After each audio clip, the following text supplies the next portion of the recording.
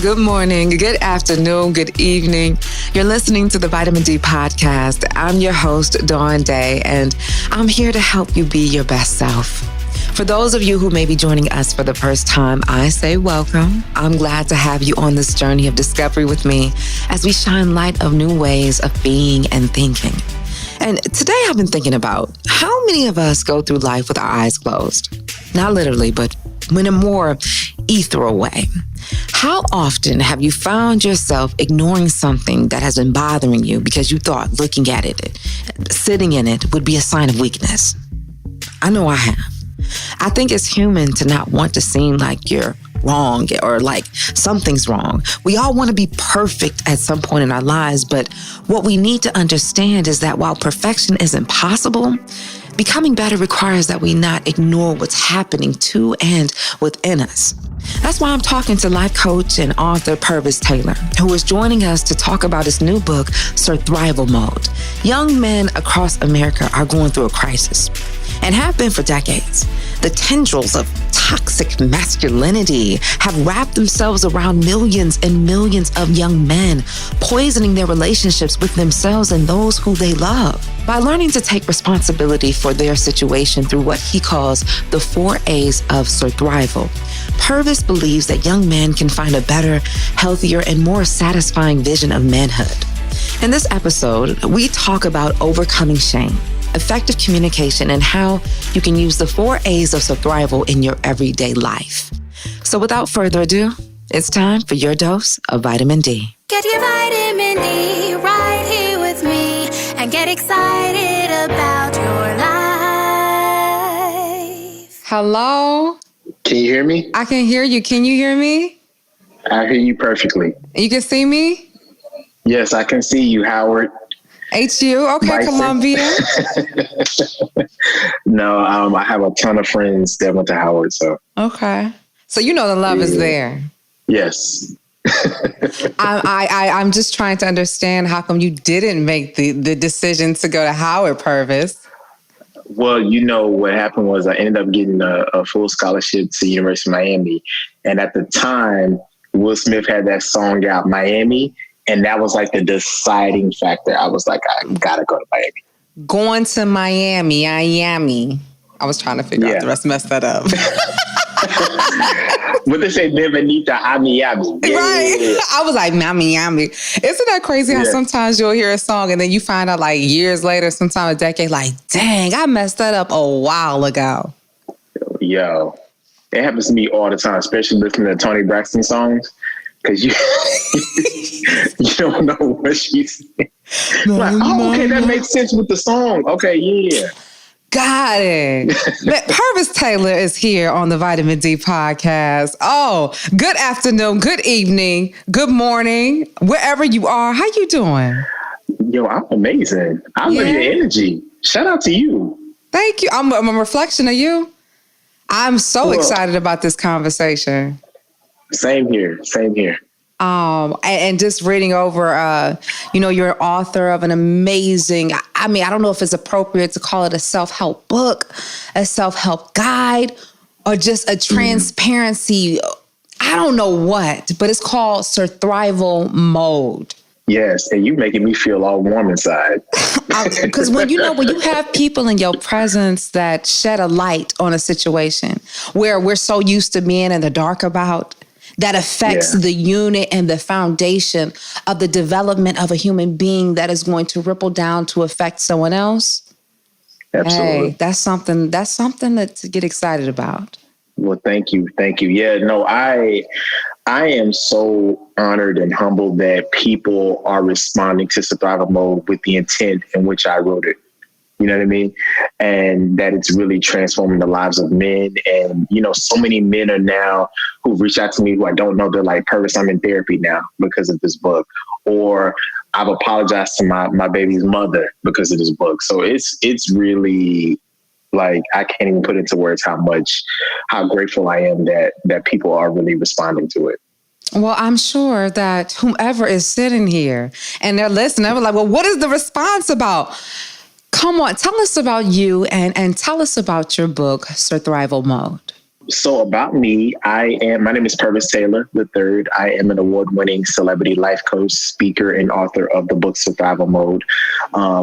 I've been a life coach for 10 years. I love what I do. I love helping people to get to a space of thriving and wholeness. My book Surthrival Mode is written specifically for men of color, but it applies to everyone. It's a book that, so let me backtrack. So with trauma in life, we tend to do two things. We either build a house and reside in it, or we build a bridge to help us take us to the next place that we need to go to in life. And what I wanted to do was create something that was going to build a bridge for men who I knew were struggling with their traumas, who I knew were struggling with their emotions and mental health. And so the book is that. So hence why I call this Surthrival. So I'm taking you from surviving to thriving, and the book being the bridge. So the book is, it's a quick read, as you know, it's a quick read. And, it's really steeped in transparency about my narrative and the narratives of men that I've actually had the privilege of walking through the process of Surthrival Mode and getting them towards a place of wholeness. So it's really about helping men to find language to process their emotions, to really deal with their mental health issues and empower them as such. And so when you're speaking about these young men and who's ever listening, what are they thriving through? Man, it's so many things. So for me, I survived through molestation, having a father die of a heroin overdose, being homeless, being emasculated and bullied, so many things in my life. For some of the men in the book, it was the loss of a parent, loss of a mother, or fatherlessness, or just low self-esteem, or just whatever, as human beings, men were human beings. And I think sometimes Black men were human beings. I think sometimes people forget that. And so just whatever transcended trauma that human beings experience, Black men are experiencing. So it's those things that they are surviving through. And I like how you said that because, just growing up in an African-American household and, if there's not one disparity of a man not being there, and then, like you said, a man not able to be a human, a feeling having to take care of everything. You cannot express emotion because it's weak. And then also this whole thing that there's a sense of shame and whether, like how you said, whether it's the death of a parent, whether there's somebody that is homeless, whether it's molestation, whether it's hoarding, it's a thing where we don't let other people in our home. Yeah. And I thought it was so magical. And before I jump too far ahead, what I love about this book is that we're talking about wounds that took place, right? Yes. And in order for a wound to heal, you have to air it out. Yeah. Yeah. And I think that's really the most powerful part of it. I always say to my clients that only what you confess can be healed. And so one of the things, the reason why I shared my narrative is because I wanted brothers to know that they're not alone and that I'm not better than them. I haven't arrived. I just may have a little bit more tools in my toolbox than they do. And I want them to have the tools that I have in my toolbox. So it's really, and really teaching them, I say in the book, so I have 4 A's, the 4 A's of Surthrival Mode, and they are acknowledgement, acceptance, articulation, and alchemy. And what you're talking about, the airing out part, that's the acknowledgement. And, I always say that Alcoholics Anonymous is so successful because every single meeting that they have, they say, my name is Pervis and I'm an alcoholic. So there's a power in airing out. There's a power in addressing. There's a power in acknowledgement. And that's the beginning of any breakthrough. And it's so interesting. Look, wait, why am I getting so excited? Let me calm down. I'm about to jump through this screen. And the thing that's so interesting, and I think that when we talk about the healing process, and like you said, airing it out, is that for that breakthrough, sometimes you got to break in order to get through. And that means sometimes you got to go through those pieces to put together your picture, your mosaic, where it's uniquely filled with so many colors that isn't depicted on what your view is. So as we talk about one of the first A's and we talk about acknowledgement, tell me what life was like growing up for you. Man, I always say I had like this interesting dichotomy because I had like parents that were so supportive and really, empowered me every day and told me that I was amazing and I was destined for great things. They were right. However, at school, I was called punk, faggot, sissy, I was called all types of names. I was emasculated. I was told that, women would never find me attractive or I was just, it was just interesting.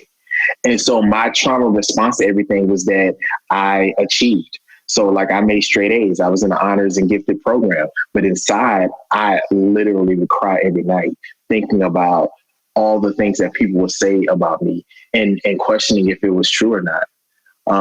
And also then added the layer of being actually molested and feeling like your manhood is taken from you and feeling emasculated in that way.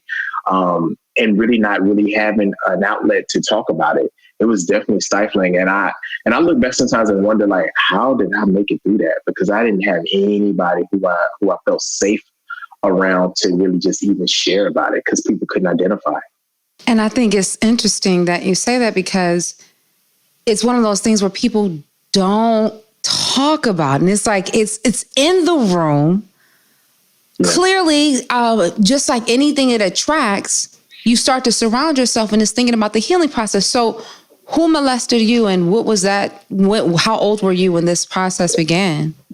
I was 7 and it was a friend of the family.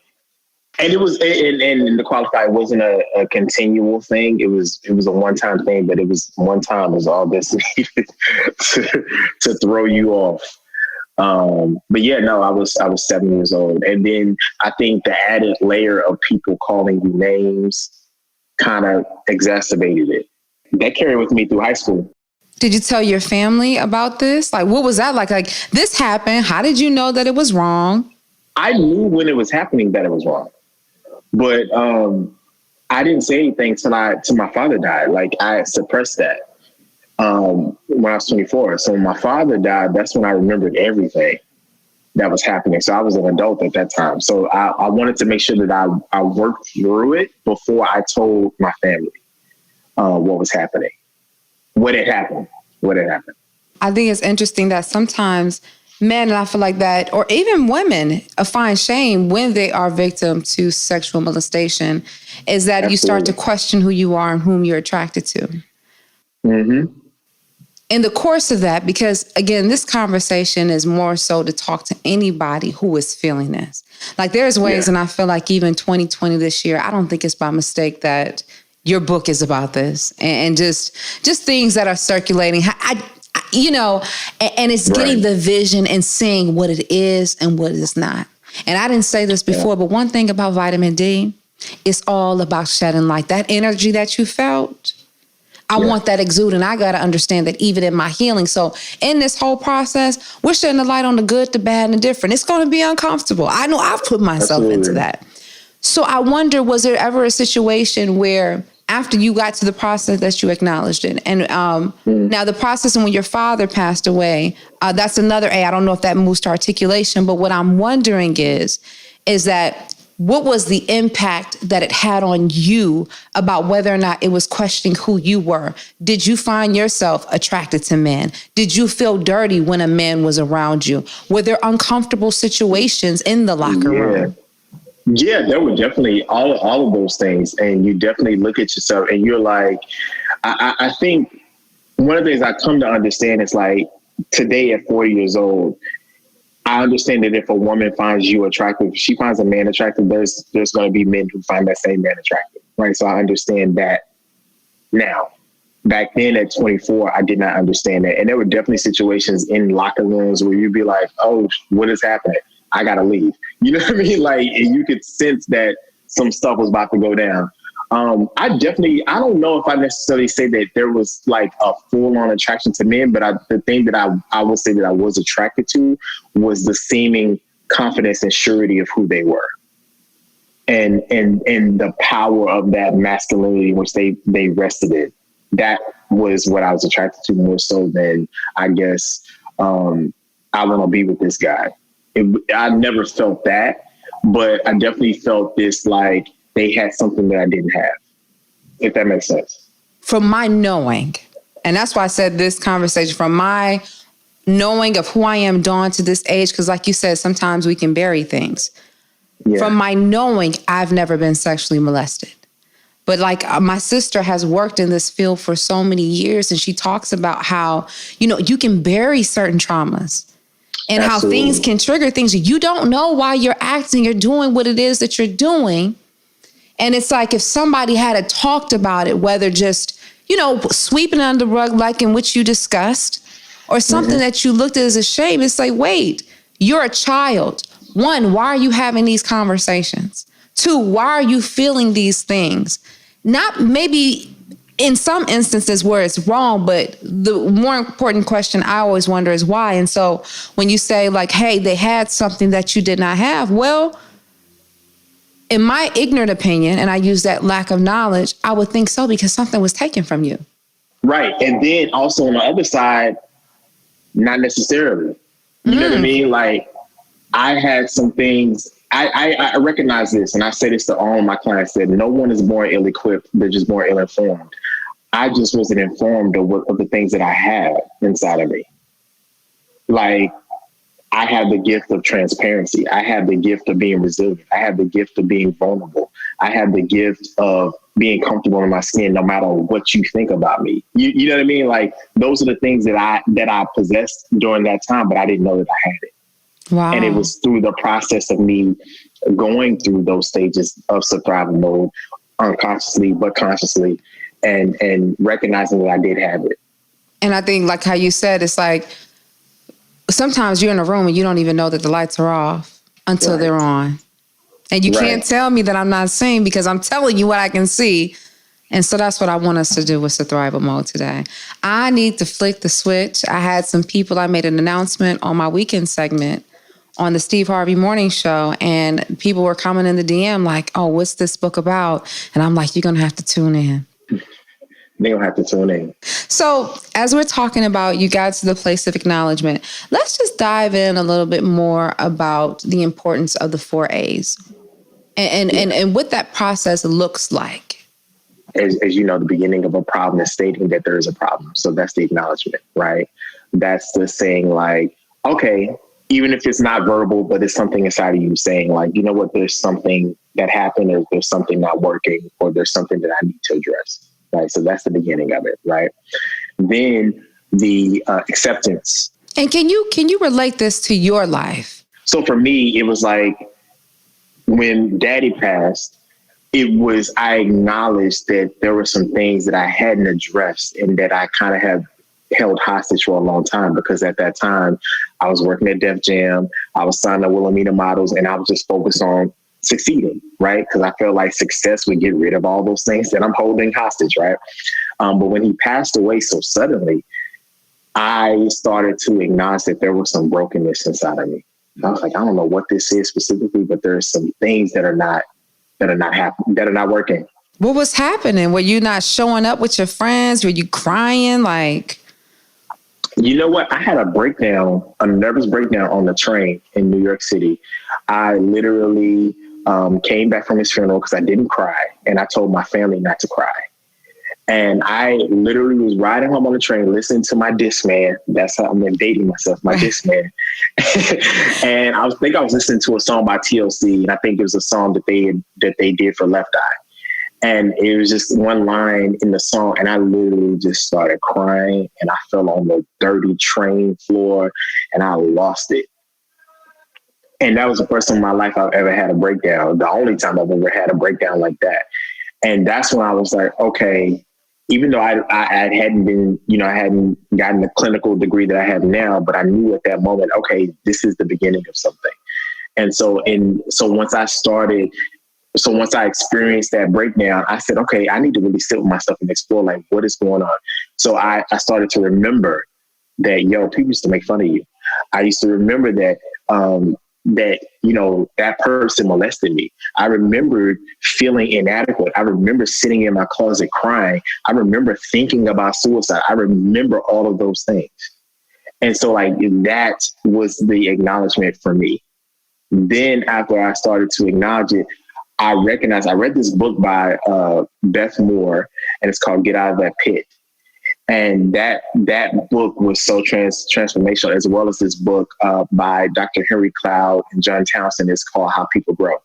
And one of the things they talked about was, what I developed to be only what you confess can be healed. And so after I went to that, after I acknowledged, I went to this place of acceptance, which was really, really hard for me, because acceptance almost in some ways can feel like you're condoning what happened. Oh, but no. Huh? No, I said, ooh, because I'm like, tell me more. We got to go. Underline, highlight, bookmark, pin it. So acceptance can feel like you're condoning, but it's just saying that you're receiving that it happened. The last stage of grief is acceptance, right? This person is gone. This thing happened. I have to accept this. I have to receive that this happened. I didn't want it to happen. I don't agree with it, but it happened.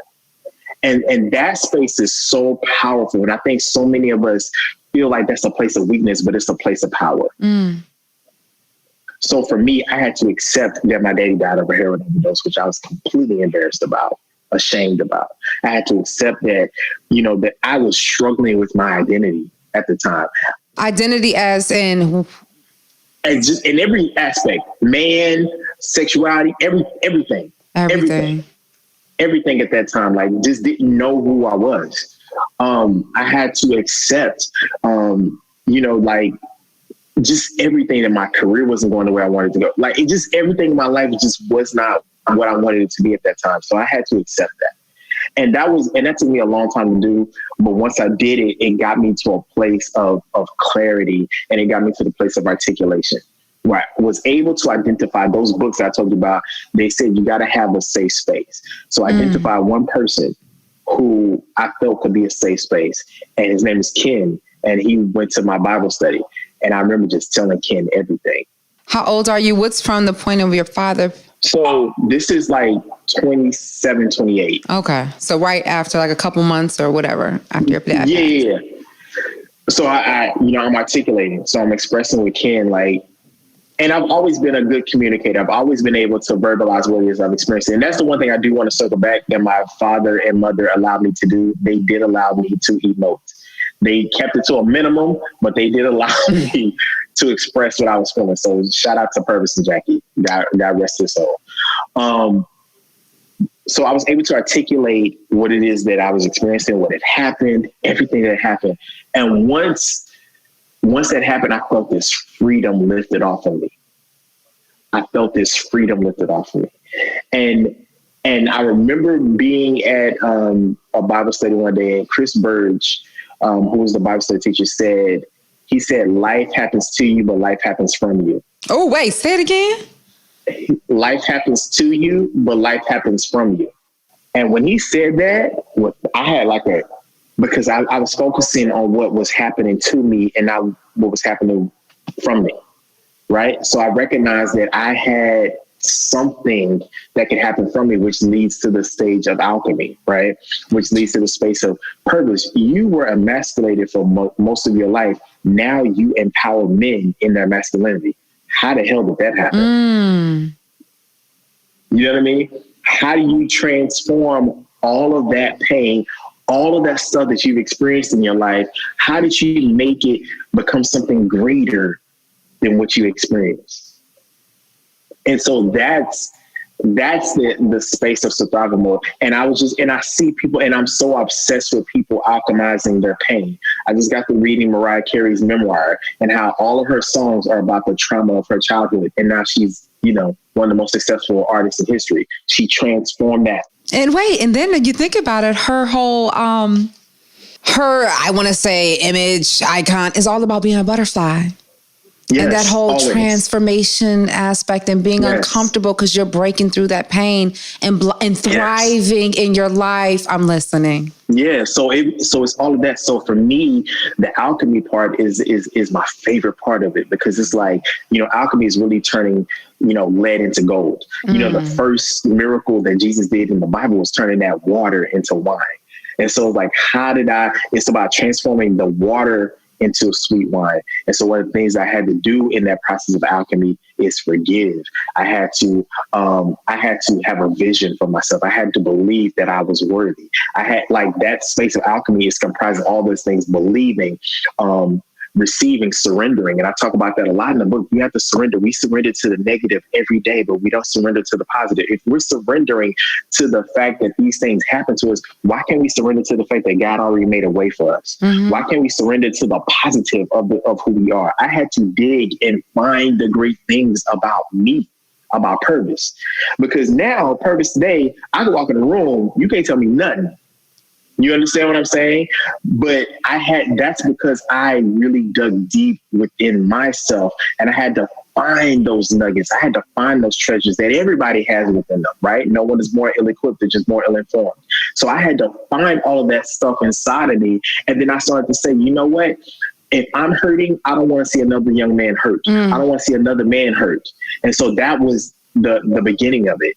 I don't want another young man or another man, for that matter, to go through what I went through, or another human being. I want to help people to find their greatness, right? And so, like, that's how I became a life coach, because I wanted to see people thrive. I wanted to see people be whole. I always do this exercise. I ask people, I said, if you could if you were a superhero and you had a superpower, what would it be? And my answer is always, if I could touch you to see how amazing you are, so that you could see how amazing you are, that would be my superpower. And so that was the Oh, wow. Definitely like a gift that keeps on giving. And as you're talking about the life coach, it goes back to the whole idea of when you're talking about toolboxes, right? And you got to have your tools and pulling them out.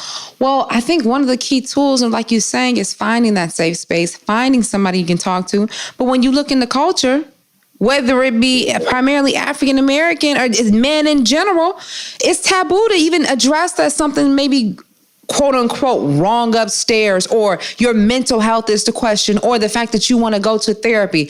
Why is that taboo? Why is this so bad? If you're sick, you're going to go to the doctor. If you broke a bone, you're going to get a cast. So if things aren't wiring and adding up, why aren't we talking about it? Well, you know what it is. I think for a lot of us, we've never seen wholeness in our communities. We've never seen a whole person. We've never seen somebody thrive emotionally and mentally as well as financially, right? We've seen the financial aspect, but we haven't seen the human being aspect. And I'm not saying that doesn't exist, but I think the challenge of that is that for us, I think, to your point that you so eloquently stated, we equate mental health with brokenness or something's wrong, as opposed to wellness and maintenance. Come on. And I think that's the fine line right there. No, it's about maintenance. You go to the doctor for a checkup. You go get your car for a tune-up. Why are you not doing the same thing for your mental, right? And mental health is everything. I've coached people, I've worked with celebrities who've had millions of dollars, right? And they've said to me, Pervis, I would give you all the money I have to have the peace that you have right now. Oh, wow. And so the point is, the money ain't it. It's the peace and the self-reconciliation. It's the self-grace. That's really what it's about. And so, like, I think for us, we need to have an understanding that it's not just about getting the bag. It's about getting peace. It's about reconciling those issues and accepting and letting go and forgiving and being a vessel to help others change. That's what use me. Yes. Come on. And understanding if your sole purpose, just as if, I think one of the principles when you talk about being a vessel, one of my favorite flowers are sunflower. And I love sunflowers. Yes. That makes me so, okay. And you notice their sole purpose, like one of the things they're known for is to help fertilizing something else. And we talk about life coming from us in whichever form, it is to reproduce, whether that be joy, whether that be a life, whether that be a creation of a building, whether that's to exercise the peace. Well, guess what? The machine has to be working properly. And I think oftentimes we forget to do, like you said, that tune in and that check in with the machine.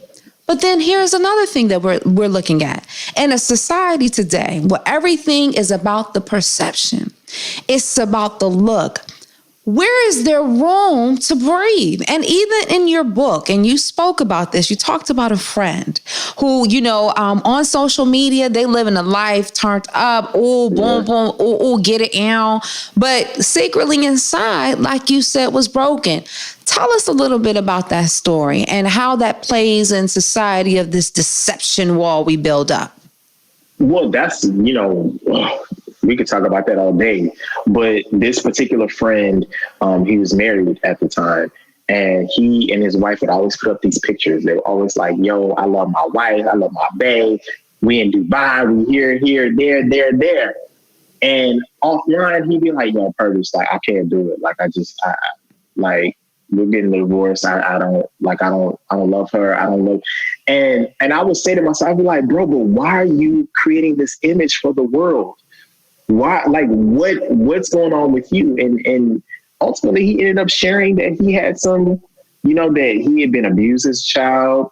He had a father wound. He had a bunch of stuff going on at the time. Abused, like how? Is this the same as molestation?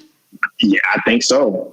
He didn't go into that much detail, but he did say that he experienced some abuse. And I depending upon their comfort level, I'll pry, but yeah. So I'm just assuming something happened to him that altered his life. And I think there's so many people who are like that. I tell people all the time, like, don't let social media fool you. Don't let it fool you. Because you have no idea. It's curated. People want you to think that they have it together. People want you to think they live in this perfect life, and that's just not reality.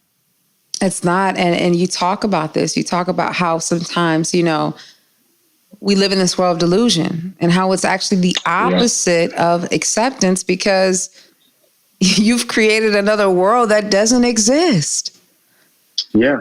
And that leads to narcissism, which is very dangerous, because narcissism, there's not really a cure or a treatment for it. That's something that you have to treat yourself for. And so that's the space you don't want to live in is, when you are delusional and you create these worlds, it does suit you for a time being, but then there's going to be a time when it crashes.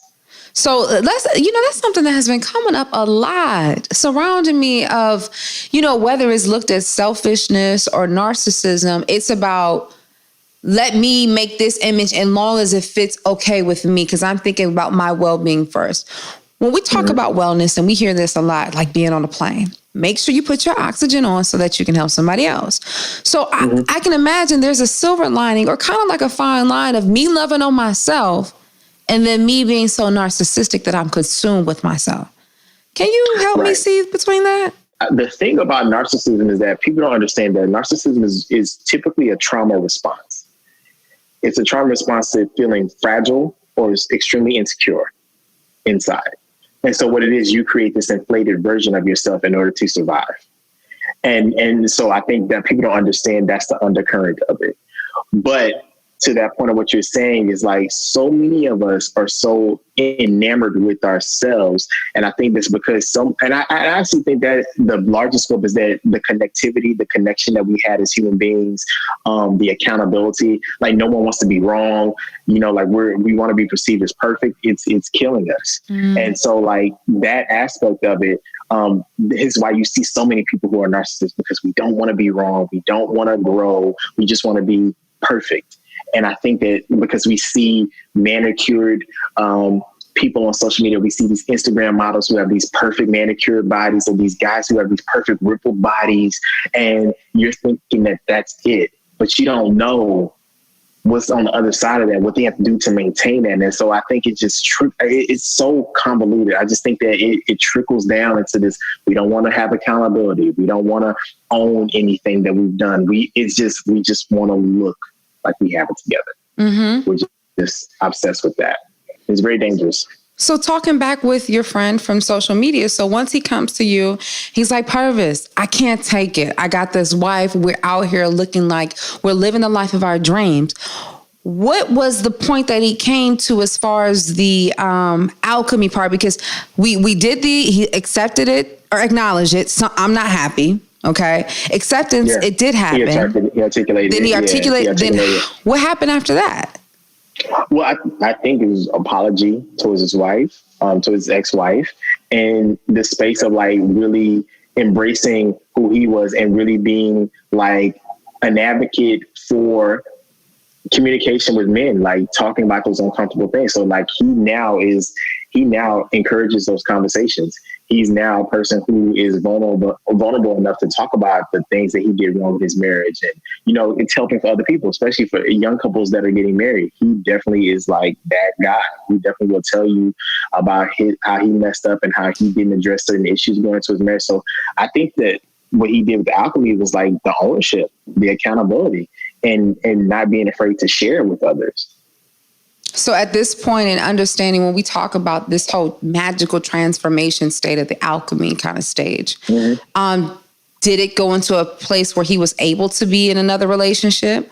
Did he find himself that he was in a relationship with a woman, a man? Like, what was we get out of that? What transforms into that? And I know, and it's not like I know it's like a touchy topic, but it's real because I feel like people, you know, I know friends, men and women, that have questioned because of being molested as a child and leading to narcissism and everything else, depression and not being able to see. And it's like, let's call a spade a spade. Well, yeah. So to that point, I'm sorry, I didn't know you wanted me to go all the way over there, but no, he's solid. He's good today. And I think that he does not want to be remarried, but I think he's open. I think he's open to love and marriage again, but I think he's more focused on really becoming who he's supposed to be and really developing himself and focusing on him, which I think is something, if I'm honest, in knowing him all these years, he's never really done. And so like, for me, like, I feel like he's engaged in the alchemy because now he's focused on him. He would love to be married to a woman again. I think at some point he's open to love. I will say that. I don't want to misquote him. He's open to love again. Right. And I think that's so beautiful too, just, you know, talking about the alchemy process, because it reminds me, like you talked about on social media, we try to come up with this perception of it's beautiful and not really knowing what it took to get there. But if something has a value to it, right, there's a process it had to endure. Whether it be a tropical place, it's storming all the time. Whether it's the beauty of that diamond, realizing over time what, as you may have said before, what was lead that turned to gold, but this coal that turned into a diamond. And I always say what allows a diamond to shine are the multitudes of cuts that have been placed within it. When you can walk up and say depression, molestation, insecurity, failed job, failed promotion, and step into the light and say, you see me? I made it. And I love what you said, because you said, even as you're talking about thriving, and what you want people to realize is that the becoming, that you said, I'm consistently becoming. It reminded me of Michelle Obama, but it reminds me to your story, because what I did understand that you said you had the breakdown, right? But how did you know? I think you said your friend's name was Ken. How did you know that you could be vulnerable?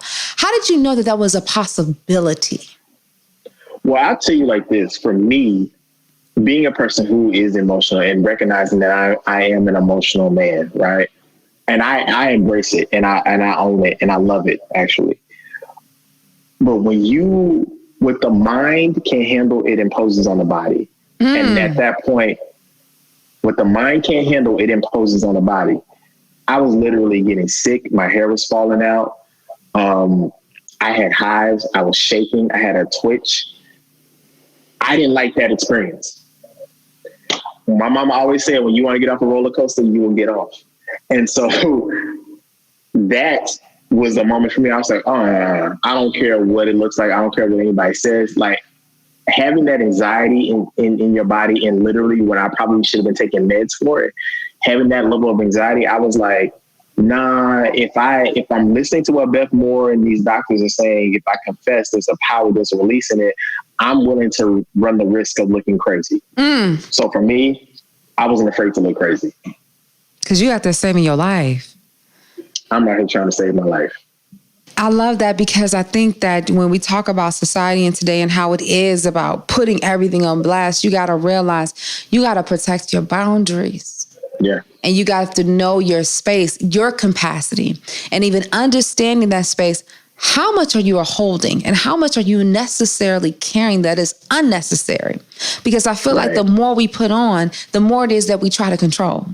And one of the things that it just, even as I'm looking at you and even as you're explaining, you're like, I was going through this. I was like, no, your body relaxed. There was, you exhaled with your voice. It's that whole thing of letting go, because I feel like when we're holding on to stress, and like what I talk about in Vitamin D is similar to what Erykah Badu talked about, even with her old track that was a hit, Bag Lady. It is going to break your back. It will slow you down. And like you said, keep playing if you want to. You will be shut down on the get down. Yeah, absolutely. And listen, I'm 40. I don't look 40, and I'm thankful for that. Right, because I wouldn't have known that. When you said that, was like, okay, skincare. I'm 40 years old, and I have a youthfulness to me, and I think that's number one, God's gift for all the years of the stuff I've been through, but also too, because I literally incorporate, I try not to carry stuff. I try not to suppress anything. I try to really release stuff as soon as possible, because I know the benefits of it. And also I know when somebody hasn't done that.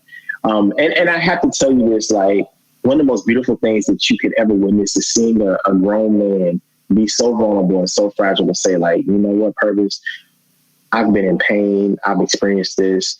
And now I feel so much free after I've been sharing it with my wife and sharing it with my therapist. And you can just see the calm on them, something that they probably never experienced in their life. It is one of the most beautiful things you will ever see. Peace be still. Yes. Yes. Peace be still. And I love Absolutely. that, because I think it's surthrival mode. And immediately before anything, I was thinking of surthrival. And I was thinking, okay, how is this possible? Because I remember one of the things that I've always dealt with is my weight. And I remember watching the Biggest Loser episode, and someone was like, I'm tired of surviving. I just want to live. But I think what makes it so beautiful, even with your title, is like what you said earlier on about it being a bridge. And sometimes it's things that's what is not necessarily going over to escape, but it's just the means of a connection from one side to the next. And not ignoring what the pieces, what the steps were to get from one side to the next. Because we glorify the beauty of the ending result. We glorify the beauty of having that dollar bill without witnessing what happened to that tree and how that ink permeated and how it was pressed and put in the heat. But we just see the value, whether it be that, a diamond or home or what have you. I love that. And so like I said before, thank you definitely with that. But when we talk about these young men, right? And we talk about the whole idea of tackling the mental health, if somebody is listening, what is the first step to even seeking out some mental support? Oh man, I mean, thankfully now there are spaces like therapyforblackmen.org they have listings of therapists, life coaches, mental health advocates that specialize in working with young men of color or men of color. So I think that the great thing I think about 2020 today is that I think there are a lot of spaces in which we are now comfortable talking about mental health. And so I think the first step is finding somebody who you identify as a safe space. I speak at universities and organizations and teach them how to develop a mental wellness action plan. And I think one of the first things in that mental wellness action plan is identifying who are the safe spaces. Who do you feel comfortable with? Who do you feel like they can hold and handle what it is you have to say? Because that's the first step, is getting a person into a space of sharing. Right? Because that's what it is. It's not telling your business, it's sharing. And that's the first step, is really identifying those people or that person who you feel is a safe space, who can handle and shoulder what it is that you're sharing. And so how do you show these young men that it doesn't make you not masculine? Well, one of the first things I do is I tell my business. I tell them out the gate, this is what I'm going through. This is what I've experienced. These are the vulnerable spaces in my life. This is what I've endured. And I do that on purpose because, I train executives. I say, transparent leaders create environments for sharing. So once I'm in there being transparent, I make it safe and okay for others to share. And so that's what it is. I definitely, that's my gift. I have no problem telling my business. I love that. Now be careful because you're talking to me. It's like, no, I'm to to a limit. But you understand what I'm saying? I definitely go further than most men do. Absolutely. And that's definitely appreciated because that goes into the next thing I wanted to talk about as to the reason why we may not share because we may feel uncomfortable is because this idea of shame. Can you tell me what this whole, I don't want to give it power, but truth be told, there is a lot. Just me being transparent. I am in a process of where I will say in a cocoon because what my shame is getting my home in order. My mother was a hoarder. And I'm realizing because of depression and different things that she didn't deal with, of covering up, you collect, you put things on top. But then what happens is that you find other ways to cover up things. And I can see how I question things like, oh my gosh, and how you said that whole fear. Who's going to put me on blast? Or it's that whole thing of judgment, but I'm trying to heal. So if I have to resource and reach out to somebody that has the tools that can put a vision, that will put some fire under me, because can I take you here? Okay, I'm going left. You supposed to be talking. Let me get this out real quick.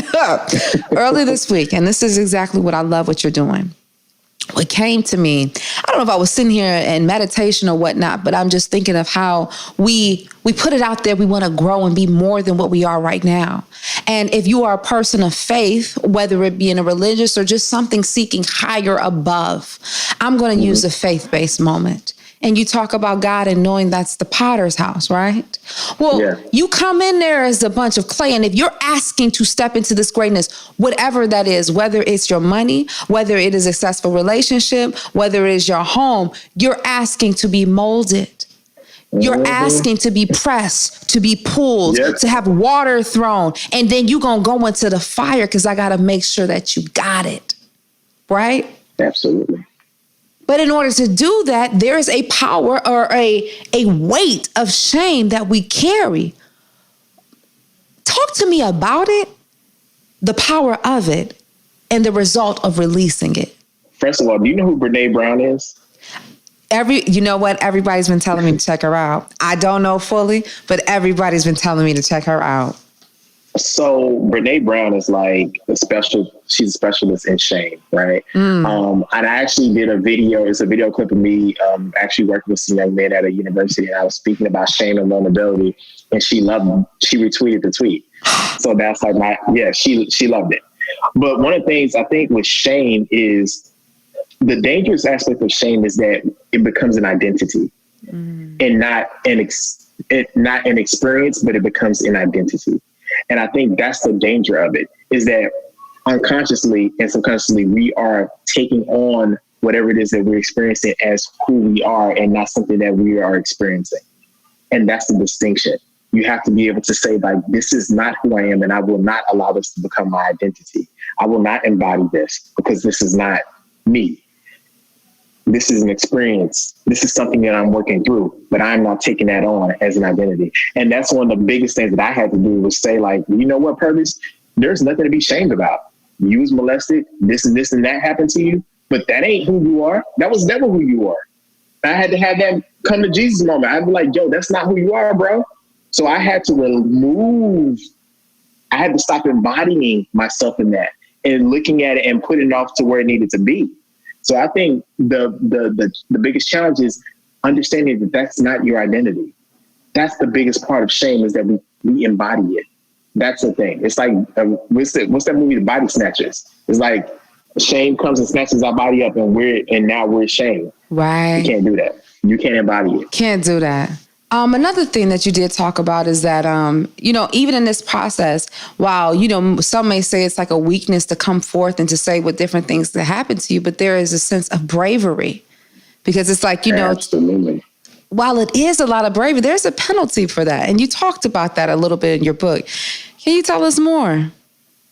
Yeah. I mean, there's penalty, like, your family, your family may be like, why are you telling that? Why you embarrassing us? Why you not keeping, family business? There's also perception and how people perceive you. Like, there may be, in me saying like, yo, I've been molested, there definitely women who just like, I don't want to deal with that. I don't want to deal with no man who's been molested. You know what I mean? And there could be like People can use it as weaknesses against you. There's so many penalties that can be used against you when you are vulnerable. And I always want to make sure that I lay that out. But I also want to show the strengths of it. Like I sleep well at night. Hello, somebody. You know what I mean? Like I sleep well at night. I have, on a good day, I'm literally levitating. You understand what I'm saying? Like I don't walk around with a heaviness or a weightiness to me. And that's not to brag. It's literally because I don't have a problem being vulnerable. I don't have a problem sharing that because vulnerability is a strength. Now, I'm judicious about who I'm vulnerable with and what I'm vulnerable about. Come on, discernment. That's the discernment. I know I can tell my therapist anything. I see a therapist regularly. I have to because of the work that I do. And I can't tell you to see a therapist if I myself aren't doing that as well. And so I definitely know who are those safe spaces. I've identified those people who can handle the real. I identify those people who can handle level 2. I've identified people who can handle level 10. But there is a power, there's a bravery in confessing what you're going through because can't nobody use it against me. You can't beat me with my own truth. You can't beat me with my own truth stick. I gave you the stick. You can't. And here's the thing, too. I think it's interesting when you talk about fear and things like that. We fear what we do not see. Yeah. But if I acknowledge, I accept, I articulate, and now I'm in a transformation process of alchemy, whom shall I fear? Yes. And that's a power to know that I stand. And I think, just thinking of this surthrival mode, it just reminds me of that tree. That tree that's standing and my roots are so thick because I did the healing, I did the transformation, and I'm sucking on my nutrients. That's why I'm thriving. I weather the storm. Thank you, Pervis. And I will continue to weather because I weathered the last storm. I will weather the next one. And that's the thing, too. It's it's an ongoing process. So, again, that's why I haven't arrived anywhere. And so, it is new levels, but the new levels, those A's still stay the same. There's new levels as you achieve in life. There's new things, there's new pressures, there's new problems, there's new things as human beings. That's just part of the journey. But one thing I know for sure is that thriving and being whole is my birthright. And once I've experienced that, you can't tell me anything different. So that's what's different. Thank you. I keep saying thank you because I need to see more people like you. That's in the whole thing of being a vessel and just healing. I know there's tons more, but as many more people, I can use that platform because I need to shed this light. This is a healing movement. And it's just amazing how this dream with Vitamin D is just launching this year of 2020 of just honing in on that vision. Okay. Congratulations. Thank you so much. And thank you for being a part of my dream. I appreciate you. Oh my God. Can I tell you though, honestly, you are masterful at asking questions. Thank you. That means a lot. Thank you so much. You're very masterful at asking questions and really bringing your interviewee in. Yes, shimmy one time. No, I love to celebrate. I love to highlight what people do well. That's just me. So, and I think you're really dope at it. So. Thank you so much. That was a seed that you planted in me. So thank you. And for anybody that is listening and they want to know more, they want to get a copy of your book. Tell us, where do we follow you? What's coming next? They want to stay connected. Oh, thank you. So if you would like to stay connected, you can go to my website, surthrivalmode.com. Also, you can follow me on social media at Pervis Taylor on all platforms. I've just been verified, y'all. Verified in the building.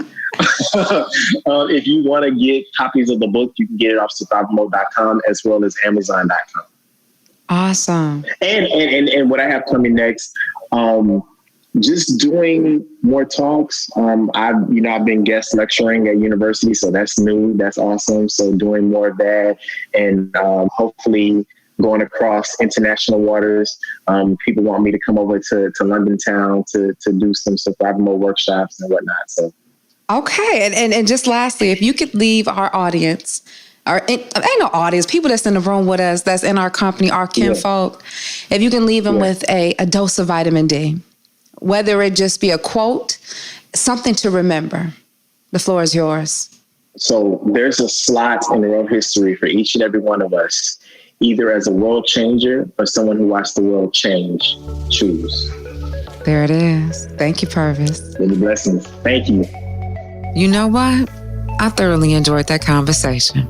It is always so refreshing to speak with someone who is invested in changing and improving the lives of young people. By doing so, with opening the door to their own. Isn't that what it's all about? Isn't it about being our brothers and our sisters' keeper? But I'll tell you what it's also about. It's about honoring and acknowledging that you are your greatest asset. And if you don't have self together, I don't care what you touch, nothing will be together because everything's an extension of you. Think about it. Every day you walk out the house, it's not part of you that goes, it's all of you. And I had to learn that this year in getting the vision with my life. I grew up in a household of clutter. My mother was a hoarder. That is a shame that I've carried my entire life where people were not allowed in. So that means covering things up. That means now allowing room for new things. Well, it's a new dawn. It's a new day. I'm cutting on the light and I'm making room.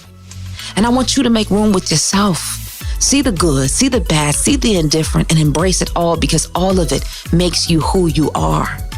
You're not responsible for what happened to you in your childhood. But as an adult, you're responsible for your emotional and your physical health. That's surthrival right there.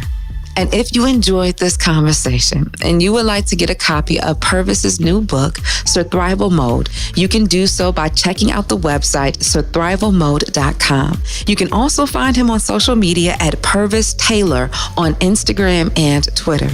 As always, you can catch us here in your phone or whichever smart device you may be listening from every Monday with more inspiring conversations and insights.